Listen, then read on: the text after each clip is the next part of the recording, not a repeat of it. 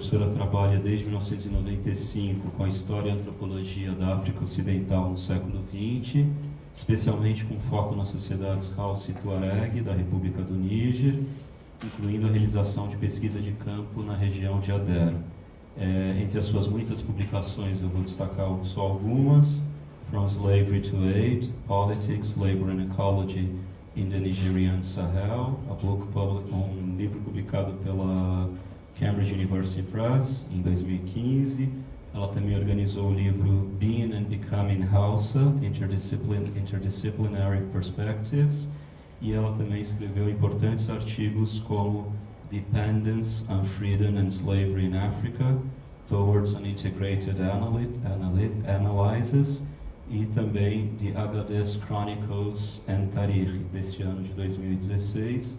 Antes de passar a palavra à professora Benedetta Rossi, eu queria só agradecer à Universidade de Birmingham por viabilizar essa palestra, o NAP, o Núcleo de Apoio à Pesquisa Brasil-África, a Bibliaspa, Biblioteca Centro de Pesquisa América do Sul, Países Árabes e África.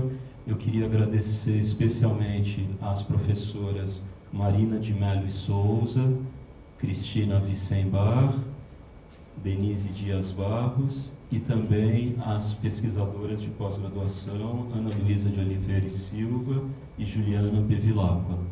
Então, sejam muito bem-vindos. A professora Benedetta vai fazer a sua palestra em inglês.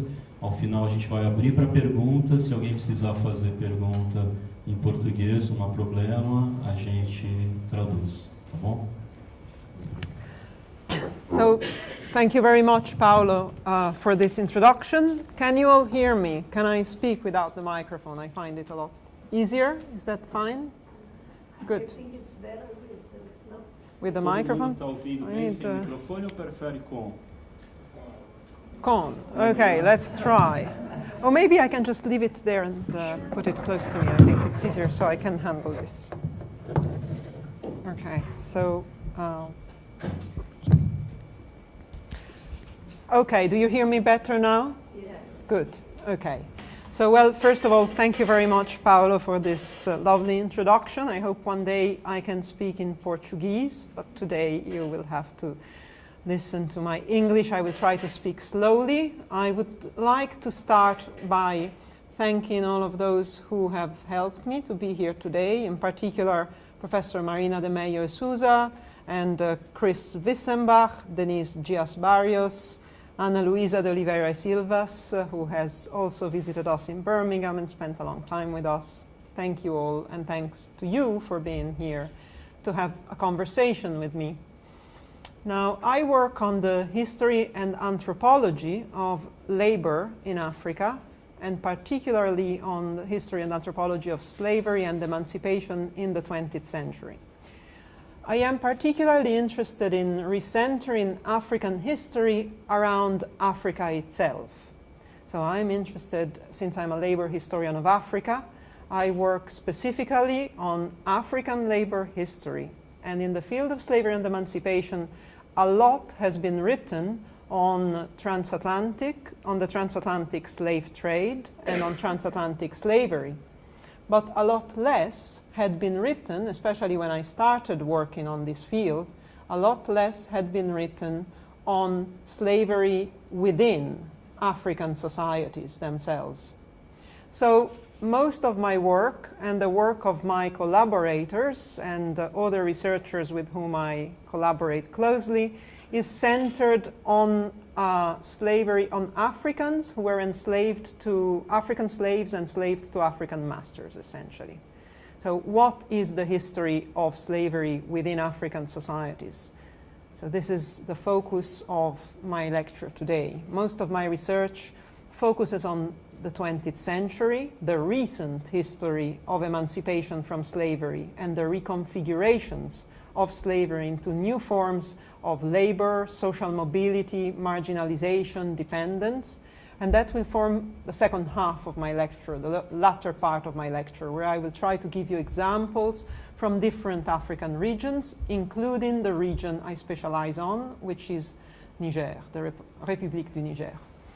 but I will also talk about other regions. Since I have been working in this field for now about 15 years, I have been editing books that look at this generally on Africa, and I'm currently working on my next book, which is a history of slavery and emancipation in 20th century Africa. So it forces me to look outside my area of comfort, which is Francophone West Africa, and to look at how things have developed, how these processes developed elsewhere in Africa.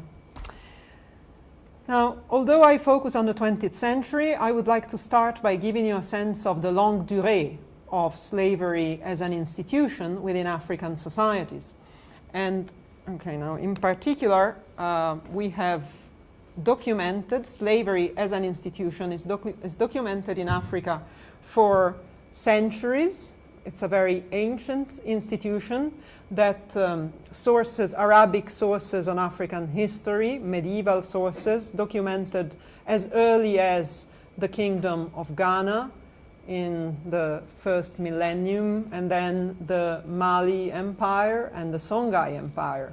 So we have writers who traveled to Africa and observed what was happening in these areas and wrote accounts that show that these were full-fledged slave societies, where slaves were not one status, but many statuses.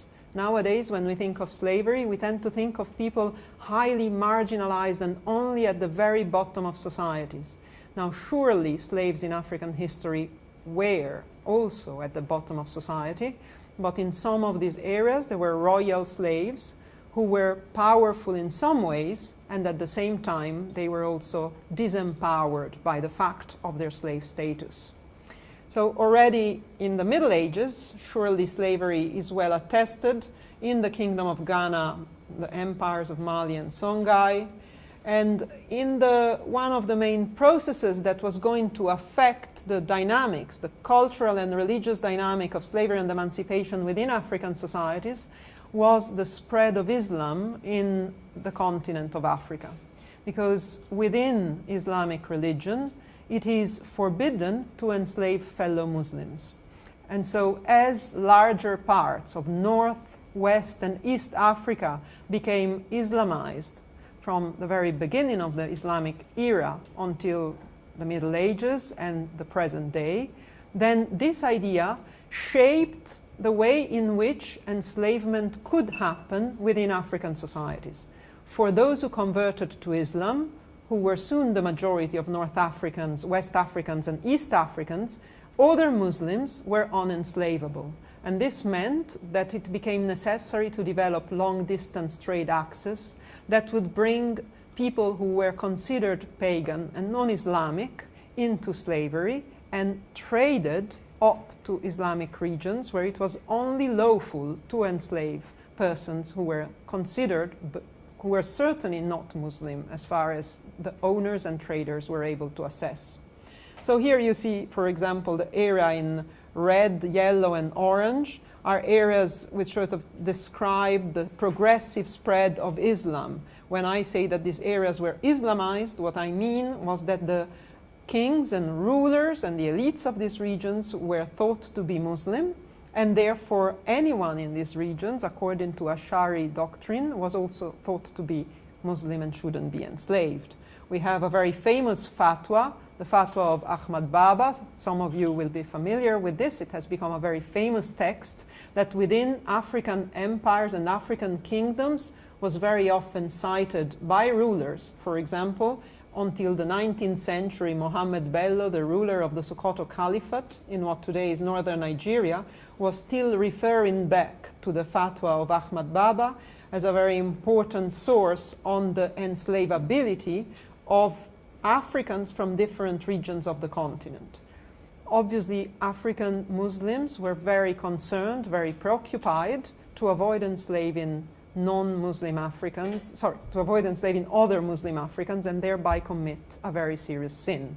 So in the fatwa of Ahmad Baba, al-Timbukti, because this man was from Timbuktu, we can see what he decreed. Whoever is enslaved in a state of unbelief may rightly be owned, whoever he is, as opposed to those of all groups who converted to Islam of their own free will, such as the people of Bornu, Kano, Songhai, Katsina, Gobir, and Mali, and some of the people of Zakzak, today's Zaria. They are free Muslims who may not be enslaved under any circumstance. So you can see how here, in an Islamic policy and from an Islamic perspective, it becomes impossible to enslave another Muslim, and therefore the criterion of enslavability becomes primarily a religious criterion. How do you decide who can be enslaved and who cannot? Well, the answer is to be found in a religious reasoning. Now, this wouldn't be the same everywhere else in the world, and we do not know, unfortunately, because we do not have non-Arabic sources, what would have been the criteria of enslavability in a period when Arabic was not as spread and Islam was not an important religion in North and West Africa, simply because we do not have sources for pre-Islamic African society which did not read in Arabic. So then we end up having to look at archaeological findings, and of course in archaeology it's very difficult to see who is a slave and what are the remains of a free person. But from this period, we certainly have a lot of data which are available in Arabic sources, and what we can say is that religion becomes a major criterion of enslavability.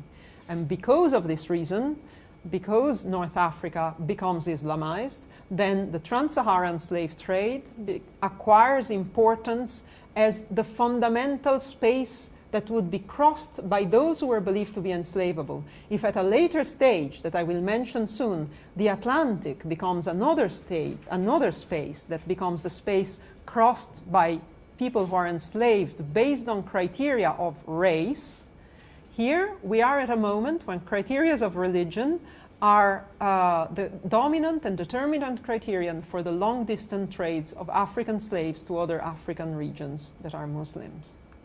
So here you can see some of the most important trade axes that cut across the desert, the Saharan desert, whereby sub-Saharan Africans who come from below the Sahara, from regions that were believed to be not yet Islamized. At different moments in time, these regions would change, of course. They wouldn't remain static because different groups would convert at different moments. But you can see these are sort of a summary, a sketch of some of the most important trade axes.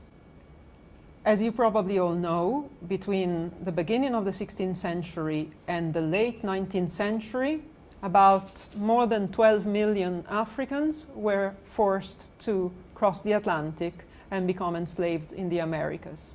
Many of them died in the crossing, and it is a very sad chapter of world history. But the Atlantic trade is only one aspect of the history of slavery for a historian of Africa. It is not all there is to know. Slavery in Africa was an important institution, and an institution that in that period became an Atlantic institution that followed European racist ideologies primarily, then also Euro-American racist ideologies. But as you can see, there were many different slave trades. We happen to know more about the transatlantic slave trade also because more sources are available. The logs of the ships, for example, enabled us to count, especially a group of historians who worked on transatlantic slavery, some of the main names in the field like Patrick Manning, Philip Curtin, Paul Lovejoy, and others, worked to put together a website that you may have seen that is called slavevoyages.org, where all of the statistical data available on transatlantic slavery, it's constantly being updated. On this website, you can actually check, from how many slaves departed from a particular African port and arrived to a particular American port, how any one ship, how many trips it made, how many slaves it carried. So this is the source that we have, and it's one of the best sources we have to date. But as you can see, we know a little less about trans-Saharan slavery, and we know a little bit less about Indian Ocean slavery. What we know is that slavery was rampant on the African continent until very late, what is considered very late historically, that is until at least the sort of beginning of the 19th century.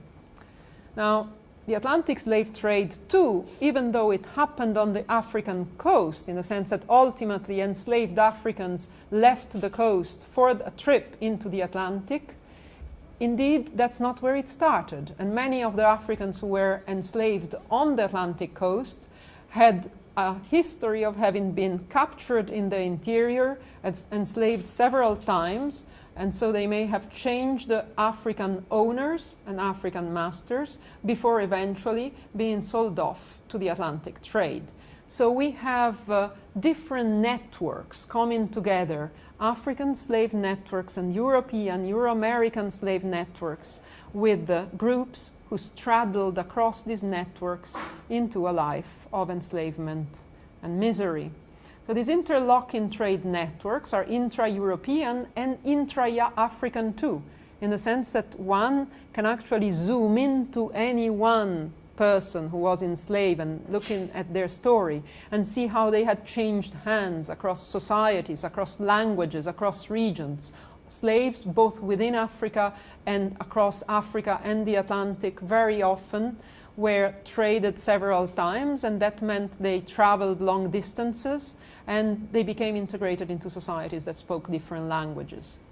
In the 19th century, slavery was minutely detailed and defined in Islamic law within African societies, so that, for example, there are, just here to mention two important case studies. There is a case study that was published in works by Bruce Hall, which is on the case of Anjay Isa. Anjay Isa was a man, probably a Songhai man, who eventually became enslaved to a trader from Timbuktu. And this was a slave who kind of made a career as a slave. He became an influential and trusted agent for his master, and he crossed the Sahara in charge of the trade, of the trans-Saharan trade of his Muslim master, writing letters to his master from every market where he took care of the master's affairs and explaining how he was taking care of the business of Isa, the master. He was named after his master. At his death, he was emancipated. He is, in a way, an exception. Many slaves were just at the very bottom of society, but it was possible within any one society for a slave to have a social mobility as a slave, both within Africa and in some parts of the Americas. We also have studies by Ghislaine Lydon, case studies about how a particular African slave called Ibrahim ibn Hamir, who was based in the Saharan oasis of Shingiti, was at some point maltreated by his masters. He was liberated, and the jurists of the time eventually found him not guilty and the master guilty. He was eventually given to a new person, a new owner who had supported him throughout this case. And basically Islamic law was used to decide on cases of fights between slaves and masters, or between masters who owned different slaves. So slavery was a perfectly legitimate institution within Africa in the whole 19th century. And at the beginning of the 19th century, instead, it starts becoming an illegitimate institution across the Atlantic. So I'm about to make the transition to this different history.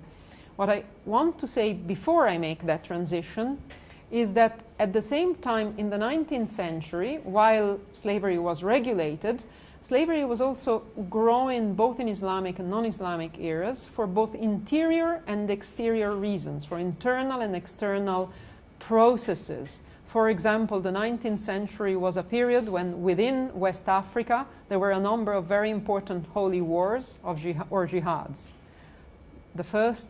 One of the first ones was the Sokoto Jihad that was led by Usman Dan Fodio in what today is northern Nigeria, which put together one of the largest countries of the time. It was an empire, a Muslim empire. And these wars, of course, created slaves, because wars always do.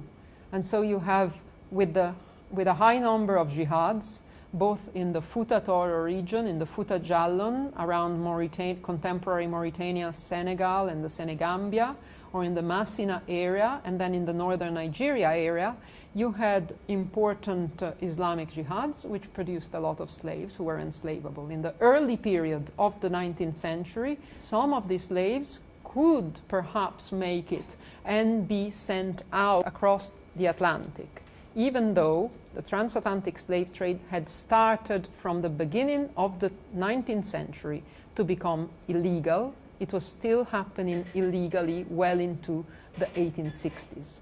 But many of these slaves remained within Africa, partly in the societies where they had been defeated, and they worked within African polities and societies. So, while in the 19th century these were some of the main dynamics taking place within Africa, let's say at a global level, you have the rise of a phenomenon that, as a shortcut, I'm going to call European abolitionism, European anti-slavery. So already in the 18th century, you have a number of European intellectuals, partly some of them had religious criterions, others didn't, who started rebelling against the transatlantic slave trade and arguing that this phenomenon had to end. Now, the opposition against slavery as an institution was a relatively new thing in world history. How we feel today, our idea that slavery is not legitimate and the fact that slavery evokes moral horror for us is, historically speaking, a relatively recent phenomenon, is a post-18th century phenomenon in the world as a whole. Because until very recently, slavery was considered legitimate. Is the enslavement of particular categories of people was not legitimate. That had always been the case. But that slavery as an institution would be an aberration, a moral aberration, is a relatively recent idea that starts developing on a large scale, at least, in the 18th century, and gives rise eventually to a number of abolitions. Within Europe and the Americas, they all took place in the 19th century. Well, actually, yeah, Europe and the Americas, yeah. So, for example, just to mention a few, I'm not going to go through this whole history, but a very important moment was the Haiti Revolution, when slavery was abolished shortly in 1791, followed by the French Revolution, where slavery was abolished, though re-established by Napoleon in 1802, until 1848, when slavery was abolished in the French Empire. So we have a period there. Perhaps the most important abolition of the slave trade happens in 1807. That's when the British Empire decided to abolish the transatlantic slave trade. And because the British Empire was extremely powerful and important in that moment, British abolitionism turns into a policing of the Atlantic, so that British Royal Navy ships kept policing the Atlantic, intercepting slave ships, blocking them, freeing the slaves, even when these were not ships where the Royal Navy had legal jurisdiction. So in a way, the British Royal Navy becomes the anti-slavery police of the Atlantic for the first half of the 19th century. But progressively, all of the other important European empires and all of the other powers in America started abolishing slavery. So here you can look at the various dates. For example, Ecuador, Colombia, Venezuela abolished slavery in 1821. Liberia was founded. Jamaica abolished slavery in 1834. Portugal abolished the slave trade in 1836, which is relatively late, for example, compared to 1807 for England. And you have in this period the abolition of the transatlantic slave trade. Now, what happens in Africa? Now, in the 19th century, believe it or not, but Africa was more or less completely independent from Europe until the very end of the 19th century. If you look at the map that I have on the screen, this is a map of about 1880, dating about 1880. And the colored little spots on the coast here, the Gold Coast, Nigeria, Sierra Leone. These were areas, the Cape Colony, so Gold Coast, Nigeria, Cape Colony were British areas under British control. Whereas, for example, here you had Senegal that was under French control together with Algeria. But the bulk of the continent, as you can see, was not under European power. And this is 1880, okay? 20 years later, all of Africa, almost 100% of Africa, was under European power in only 20 years. Now, what is very important to notice here is that the legitimation for the conquest of Africa amongst European powers was very much that they had to abolish slavery, which had continued to dominate and to be rampant within African societies. So imagine, in a certain sense, the hypocrisy here, of course, of Europeans who for 400 years were trading African slaves across the Atlantic, and then, after they abolished the transatlantic slave trade, found it acceptable to legitimize their occupation of Africa. They literally sat down in Berlin and Brussels and they divided Africa amongst themselves, saying that God had given them the mandate to abolish this horrible thing that was slavery that in Africa was still practiced. But this is exactly what has happened. And so, taking the transatlantic slave trade as a legitimation, eventually you had the colonization of African societies. But I want to linger a few minutes before we move on to the 20th century, which is the area I mostly work on, to talk about the 19th, because what happened in Africa, within African polities and societies, when the transatlantic slave trade was abolished? What happened to African slavery?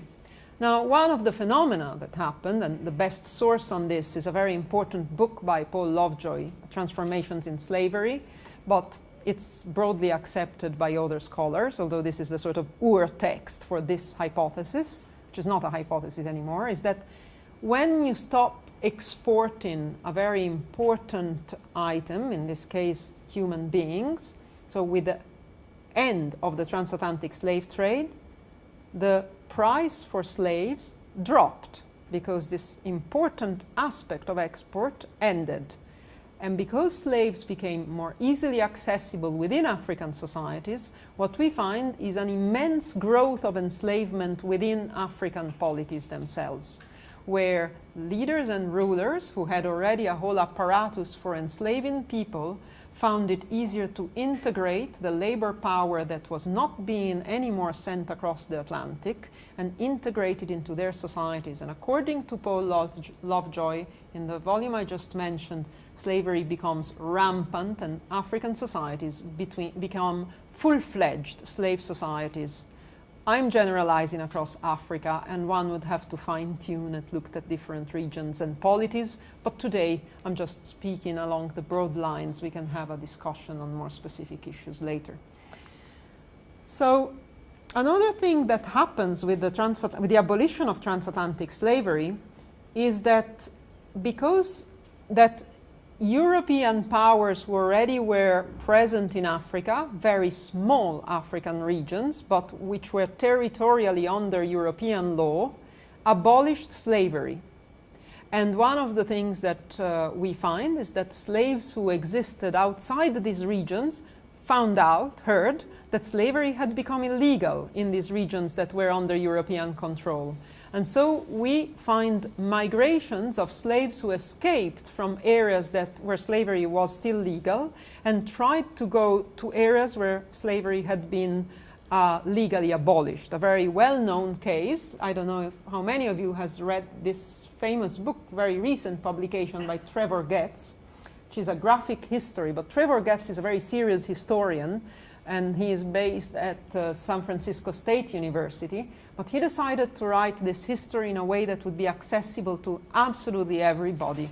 And so while in the second, third, and fourth section of his book, he has an actual sort of history with all the primary sources, in the beginning, the first section of the book is a graphic history.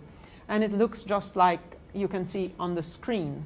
But this is a real story. It's the story of Abina Mansa, who is a young girl who had been enslaved in what today is Ghana. And when she knew that just nearby where she lived as a slave, Europeans had abolished slavery, she escaped to be within a polity where slavery was not legal anymore.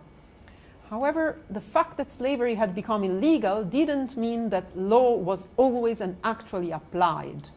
We all know that today there's a lot of things that are illegal, but those who are most vulnerable do not actually take advantage, do not actually benefit from the protection of the law, precisely because they're marginal. And something similar happened in Africa, so that when slavery was abolished, initially in these very small regions and then progressively everywhere, it was often the case that slaves were not really protected by the law because they were marginal and because there was no interest in giving them freedom. So a similar struggle happened in the case of Abina, and those of you who are interested can take this book and look at it. It's extremely interesting, and it is based on the transcript files of the court case of Abina Mansa, who eventually defended herself and asked some local Ghanaians to defend her against a jury made of important men, many of whom were European. She didn't quite win the case, but in the end she managed to be left alone by the man who had enslaved her because of how she negotiated her case.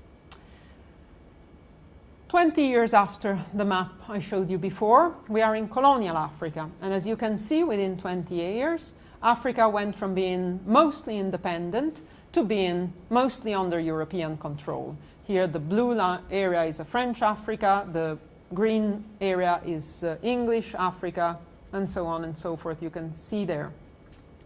Now, when European states conquer the African continent, initially, the first years or months of their occupation, they couldn't worry about legal issues because they were mostly fighting with the resistance. But soon enough, most European colonies didn't just abolish. We've seen Europe had abolished the transatlantic slave trade. Now, when we had colonies, they passed laws that abolished slavery within their own African societies. So, for the first time, at the beginning of the 20th century, slavery as an institution becomes legally abolished within Africa. Now, this is very late. I don't know how many of you realized that essentially in most of Africa, slavery was perfectly legal until the beginning of the 20th century. The beginning of the 20th century is very recent. And all of these African societies had slavery as a fundamental form of labor, of trade, and as a fundamental institution within these African societies. So what I'm very interested in, and what my work has focused on, is the consequences of the legal abolition of slavery for African societies within the 20th century. Now, the focus of my research has been very much the experience of emancipation for African workers. And I'm trying to write a labor history, just very much as there is a labor history of European countries and of America. It is okay to write a history that is not a history of kings and leaders and rulers, but a history of everyday workers. And in this sense, my work is a little different from a lot of the historiography of African slavery, that I try to write a history on the experience of those who had been enslaved, the workers themselves. Sources, of course, are hard to come by. But think about the questions are, what were the consequences of European legal emancipation? What, where, and how did slaves, freed slaves, and their descendants begin to move or work on their own account? What did they try to achieve? What obstacles did they face? What different types of slaves, did different types of slaves face different circumstances? Men, women, children, adults, slaves in different statuses and different regions. When, how, and why, if at all, did enslaved or free Africans begin to challenge the legitimacy of slavery as an institution? Now, this question is a big question. What I'm asking in this question is there an African abolitionism? Given that slavery was abolished in Africa at the hand of European colonial powers, and that it was a healthy institution within African societies, when does abolitionism as an ideology and a discourse develop within African societies? And my answer so far is that it develops very late, after the 1970s. Okay? So that we find slaves resisting enslavement. African slaves resisted against their masters. They struggled. They tried to bring them to court. They tried to fight for the ones they loved.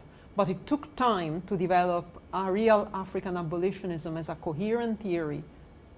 And that's some of the aspects of my most recent research. How did African slaves and masters relate to European abolitionism?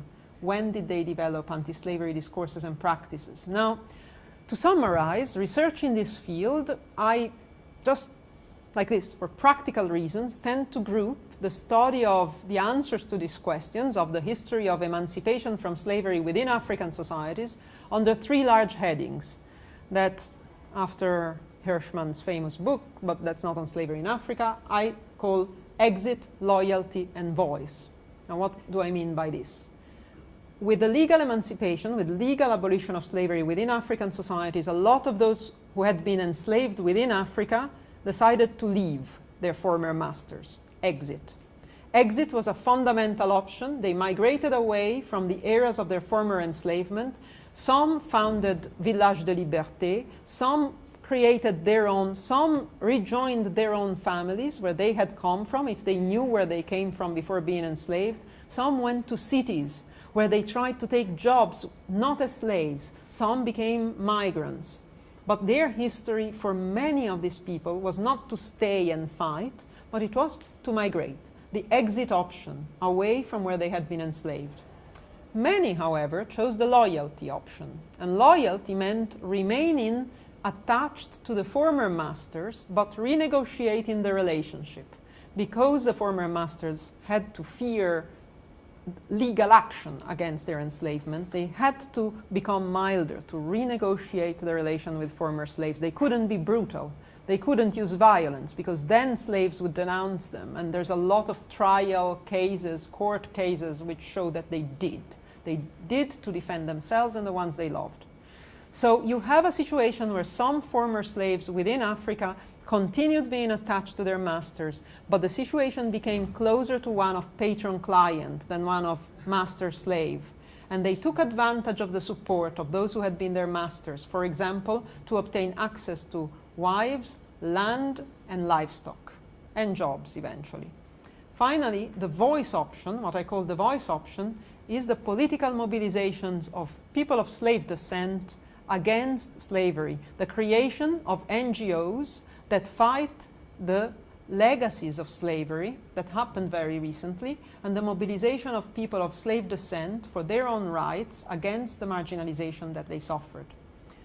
What remains, the time that I have remaining, I will give you examples of these different strategies within Africa. Okay, first, the broader political scenario. I know that there's a lot of details I'm giving you, and okay, I'll have to go very quickly. But basically, in what is happening in African colonies and then in African independent nations was not just happening there because of the local history. Some of the changes were processes that emanated out of global and international dynamics. For example, with the creation of the League of Nations after World War I, which would then become the United Nations after World War II, the League of Nations started becoming a big international monitor that checked and policed the resilience of slavery, struggling for its end and demise, and forced labor.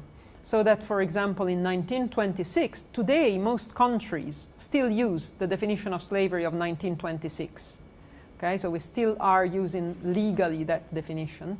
In 1926, the Slavery Convention of the League of Nations defined what slavery was and started saying to all colonial empires, check that there's no more slavery in your colonies. You have abolished it legally, but it continues to happen.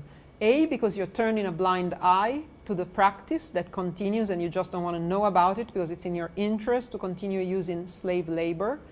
and B, because you have at the same time colonial powers, while they abolished indigenous slavery, they introduced forms of forced labor that were very similar to slavery. So it's not the case that with colonial legal abolition, suddenly people started being free. First, because colonial powers didn't really apply the laws they had passed, because it was in their interest to continue controlling through elites the work of former slaves. And second, because they introduced new forms of exploitation. So with these dynamics happening, the League of Nations wanted reports and started monitoring what was happening in the ground. So that in the 20s, 30s, and 40s, you really have action, not just laws, but de facto, colonies had to look and make sure that slavery and the slave trade were disappearing on their soil, because otherwise they would be exposed internationally as countries where slavery was still happening, and they would be penalized. There was a huge stigma attached to that, as there still is today. So you have, that is a very important moment. 1926, 1930, the International Labour Organization passes the Forced Labour Convention, ratified by France only in 1937. In 1957, the ILO abolition of the Forced Labour Convention is actually made more legally binding. 1948, the UN Universal Declaration of Human Rights decrees that slavery must be eradicated worldwide. In 1946, Houphouët-Boigny law abolishes the slavery that is still practiced in Africa, and this is a law within French Africa against forced labor for Africans in particular. So you have a process throughout the 20th century, legally first under European colonies and then in independent African countries, whereby progressively it becomes impossible to retain forced labor and slavery. What happens at independence in 1960? Now this is an important moment, because the moment when most African colonies decolonize and most European countries leave and African countries become independent, slavery is very much silenced. There is one of the most important studies on this is Ibrahima Tioub, who is the professor of history in the Université Cheikh Anta Diop of Dakar. Why? Slavery had been a very important institution within African societies. African societies internally were divided between the owners of slaves and the slaves. It was a tension. The moment of decolonization was a moment when young African nations had to appeal to internal unity against the European oppressor. In that moment, it was politically and historically better to be very vocal about the transatlantic slave trade, which had been what Europe had done to Africa, but to silence the tense relations between the descendants of slaves and the descendants of masters within African societies. Any one politician standing in Africa in a new African government would be seen by everybody as a descendant of someone who was free and a slave owner, possibly, or a descendant of someone who was slave. These things mattered. They were not so much visible to Europeans, but they were surely visible to Africans, especially in some regions more than others. Southern Africa, a little different as a dynamic. So what we have is an African historiography that doesn't want to talk about slavery. It becomes a silenced issue. It goes underground. It's a very sensitive topic. Up to today, if any of you wanted to do research on slavery within Africa, you would have a very hard time getting a research permit from an African country to allow you to stir the waters on such a sensitive issue. So what happened? I mean, recent research gives us different scenarios. For example, one of the classic studies by Martin Klein and Richard Roberts is one of the more blatant examples of exit. In 1986, in the Maraka region, here is marked by the red point, of Mali, when local slaves realized just shortly after the European occupation that the masters were not in control anymore, they started demanding better conditions. Better conditions didn't come. I'm going to summarize a very long case study, but therefore they left. en masse, a massive migration.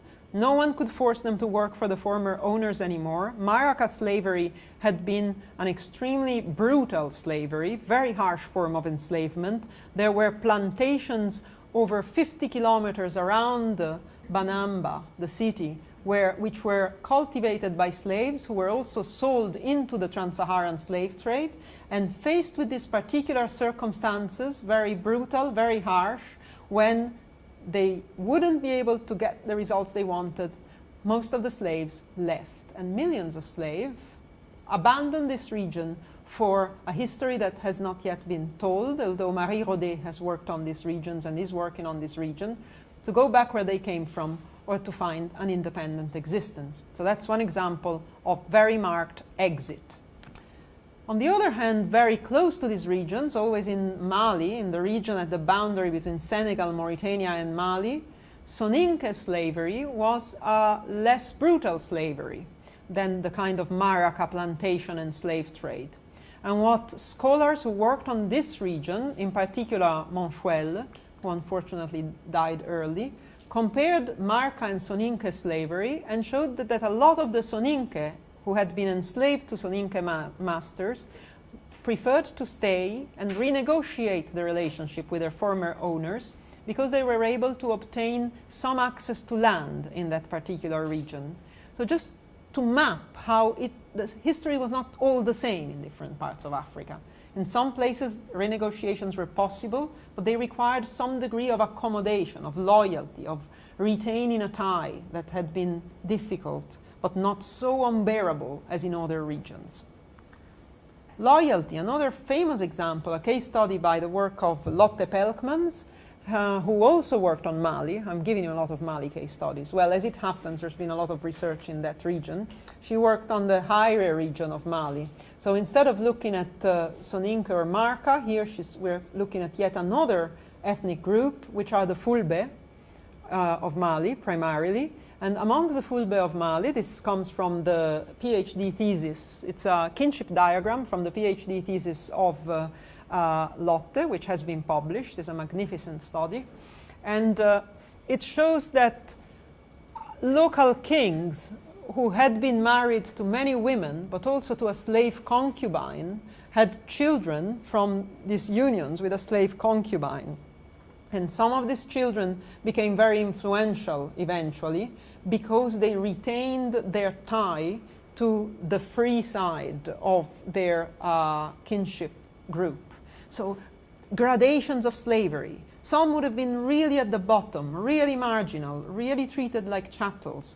But some, let's say the son of a slave woman who had become a concubine to a king, would have been in a position to become influential and possibly act as patrons to some of the very marginal slaves who had been loyal to them. Now in this case, what happens, what is described by Lotte Pelkmans, is a situation where a lot of the former masters owned property in cities as well as in rural areas. And the former slaves who wanted to find jobs in cities were able to reside, to live, find like accommodation and hospitality in a certain sense in exchange of some work in the cities for the former masters. And so progressively, through loyalty, they acquired social mobility. Initially, they retained the tie because it served them, okay? There were also perils of exit, however, of brusque and abrupt exit. In another famous case study by, in another case study by Paolo Gaibazzi on the Soninke, we see the costs of breaking ties. In a region where land was extremely valuable of the Gambia, so sort of a river land just close to rivers, very fertile land, a lot of people who were immigrants from abroad, some may have been slaves, but who knows, some probably weren't. What happened is that all these immigrants were considered as slaves. So Paolo Gaibazzi, who worked in this particular area, shows that all the immigrants in the 20th century were treated as slaves, como. And in this area, the slaves, societies were matrilineal. They were given only slave women and women of slave descent as wives, these immigrants. That meant the children follow the status of the mother, como, and that status was a low status. It meant a person of slave descendant, which gave very few privileged. So this means that if you arrived, if you were one of those perhaps slaves who decided to break the ties, there were some costs, just as there were costs in keeping the tie. That meant continuing subjection from a former master, even if renegotiated. There were costs in breaking them and becoming an unknown migrant, a nobody. Why would people trust you in the society where you arrived without a clear lineage, without a clear background? They wouldn't give you easy access to rights on land and everything that was valuable. And here you have an illustration of this phenomenon. My own work was in Niger.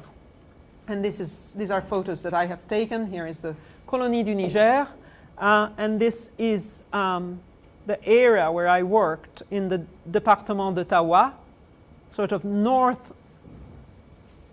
Tawa, but really at the edge of the desert in a mixed Hausa and Tuareg society. It's a very rural region. I spent about 4 years of my life, all in all, within a period of 15 years, doing research in this area. And here there is even a village. You just can't see it. But here, where it's a bit darker, there is a village. So in this area of the Sahel, at the very edge of the desert.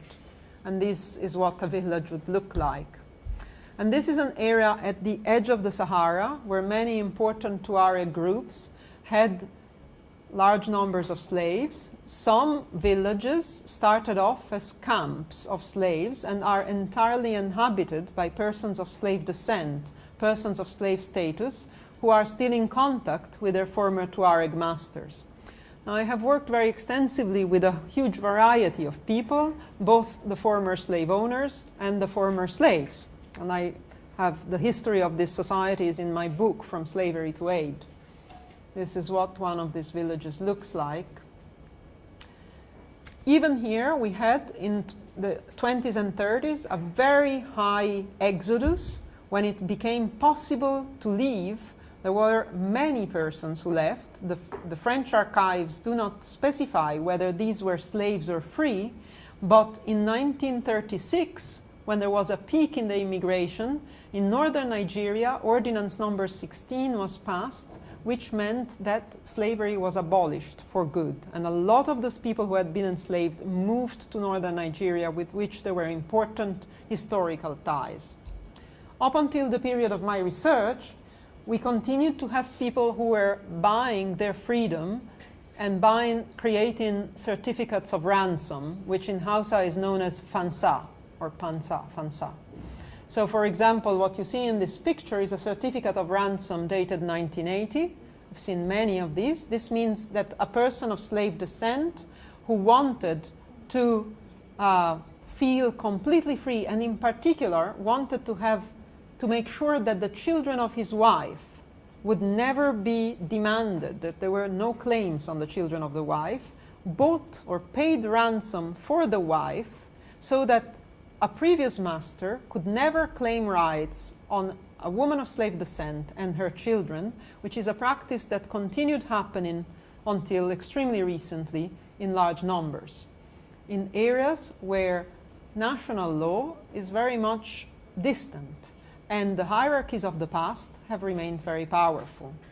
So people who are very poor continue to pay a very large sums, even while slavery is completely illegal, to make sure that from a traditional perspective, it's been accepted by local elites, clerical elites in particular, that now women in particular, but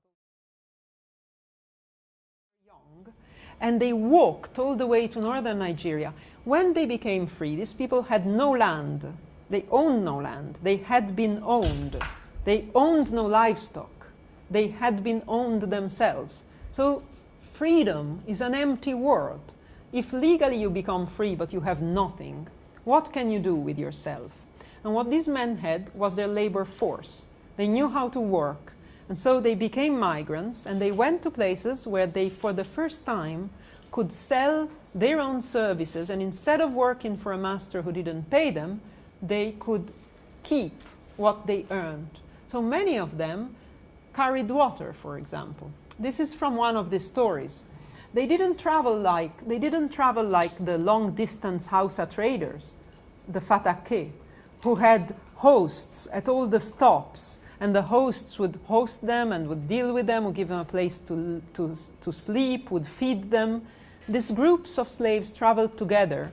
They were afraid because they were seen by villagers as a threatening mob, as beggars, as, you know, poor people to be afraid of and not to mix with.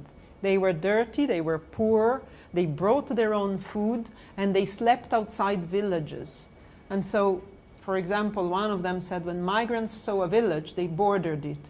They searched and searched and searched for a good spot where they could stop overnight. But this spot would not be inside the village. They feared meeting other people. They had their water and flour. They carried water initially.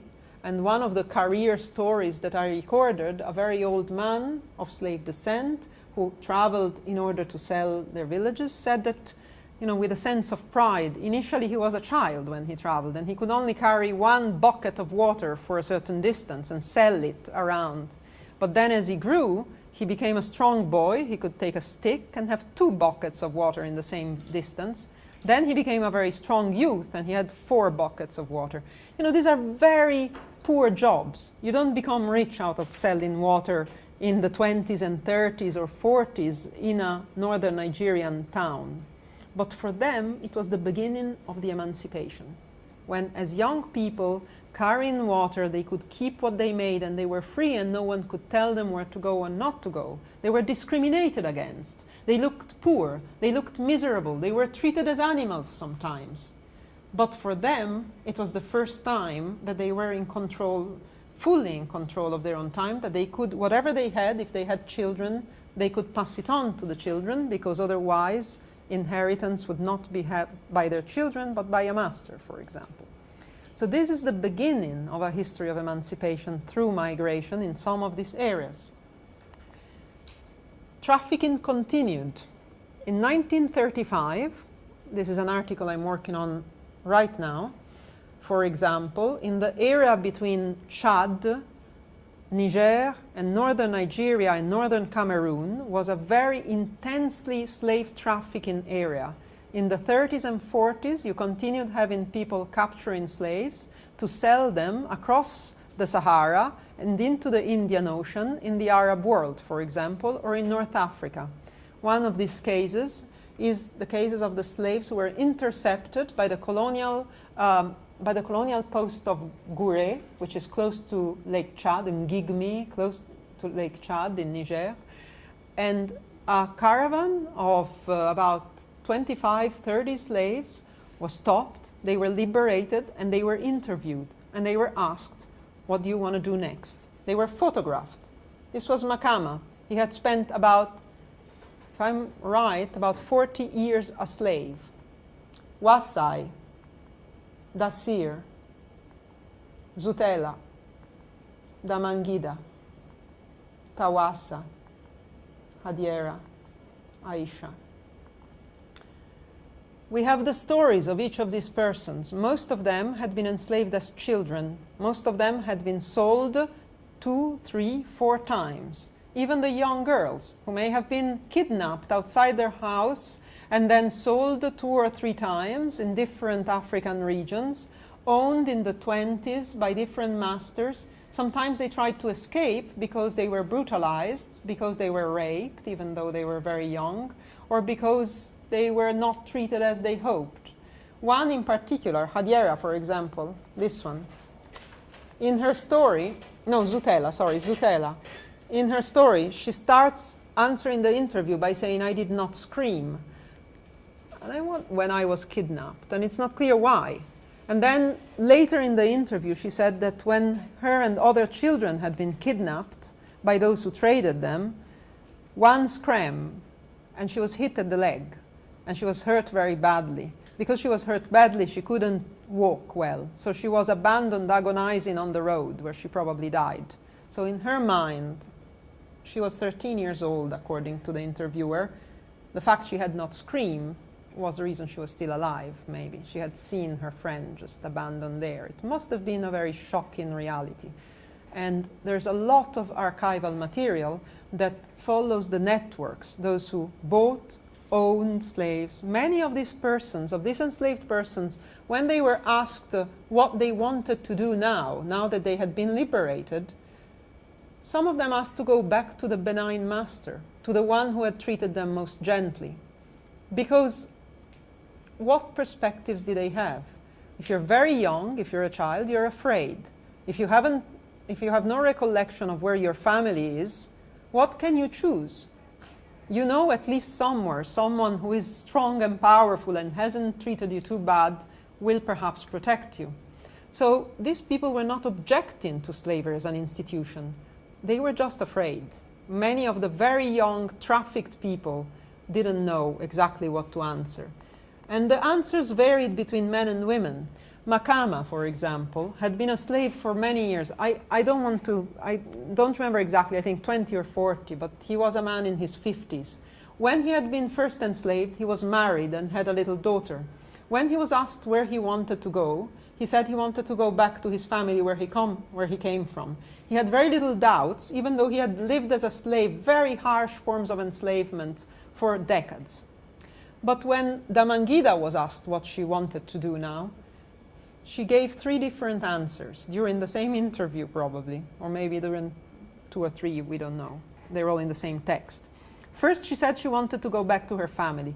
When she was enslaved, captured and kidnapped, she had 1 daughter, 2 daughters, one with her, whom she never saw again, they were separated, and a husband. So the first thing she said, she wanted to go back home. But then she said no. She wanted to go back to the most benign master whom she had served. And then she said she wanted to stay there where she was being interviewed, because she had met a woman of slave descent and she thought she could live with her. And the colonialists who's writing down notes said that this woman was confused and not very intelligent. But imagine, this woman first wanted to go back to the life she had liked, where she had her family ties. But probably as a slave she had been raped, she had been abused sexually. Maybe she would face rejection back in that village. Maybe she would bring shame to her family. And therefore, when she realized this, she just thought that the best option might have been to go back to someone who had protected her, even though he had owned her. And then, I can only guess, but very humanely she thought, if she stayed there, maybe she could live a free life and build something outside slavery. We don't know what happened to her, but it's the history we're trying to write. I think I need to end in the next 3 minutes because I've told you a lot of things and I feel this might be a bit too much. I have spoken about individual cases and it's difficult to give a bigger picture. Everything was happening at the same time. What we know is that the institution of slavery died relatively recently and that there were multiple reconfigurations. In some cases, trafficking continued and continues until today in new forms with new groups, all the way to Europe, where Nigerian prostitutes are often trafficked in Italy, for example, through new networks. But in many cases, those who had been enslaved, if we only focus on their history, some of them migrated away from their former masters, exit option. Some of them remained close to the former masters and got some help to start living differently because it was possible to renegotiate this institution. Very recently, voice became an option.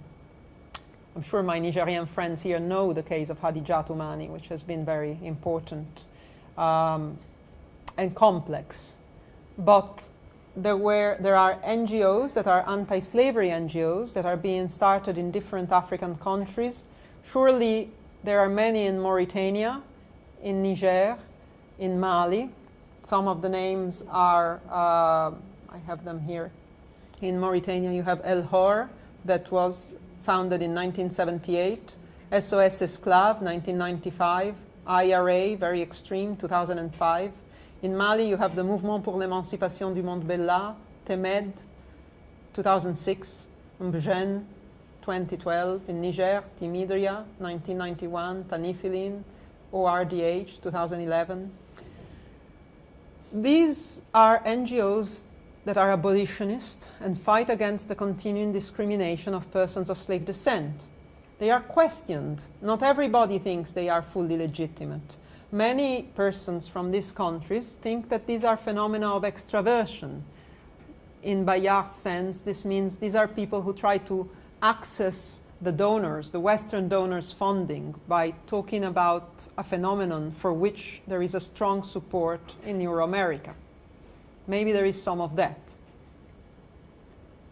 But amongst their numbers, there are also people who now, for the first time, African groups coming together and developing an abolitionist discourse. Possible amongst the ranks of many of these groups, there will be people who were not slave descendants, but who recognize themselves in the struggle of those who are disempowered and who find it politically convenient to join these new formations. For example, the Gando of Benin. There are regions in Benin where the majority are of slave descent, and therefore, with decentralization, they were able to elect their own representatives because elections were carried out locally in a decentralized way.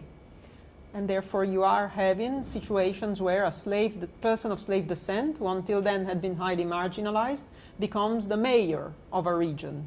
And this creates tensions because the descendants of elites and masters don't think that this person is fully legitimate.